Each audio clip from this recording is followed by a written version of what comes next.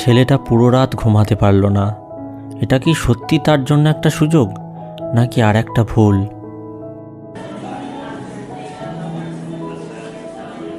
ছেলেটা ঠিক সন্ধে 6টায় কফি শপে ঢুকলো।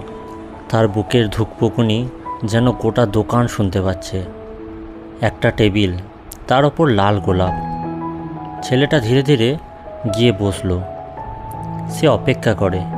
1 মিনিট, 2 মিনিট, 10 মিনিট, কেউ আসে না।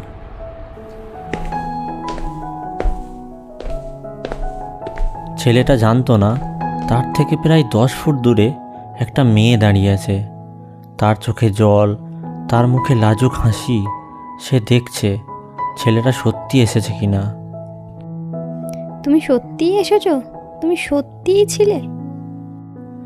কিন্তু সে এগিয়ে গেল না, তার সাহস হলো না। সে শুধু দেখলো তার প্রথম গল্পের মানুষটা লাল গোলাপের পাশে একা অপেক্ষা করছে। তারপর ধীরে ধীরে মেয়েটা চলে গেল। যদি তুমি সত্যিই থাকো, তাহলে একদিন আমাদের ঠিক দেখা হবেই। আমি অপেক্ষা করব। এটাই ছিল তাদের গল্পের প্রথম অধ্যায়। একটা ভুল ফোন কল, কিন্তু গল্প এখনো অসম্পূর্ণ।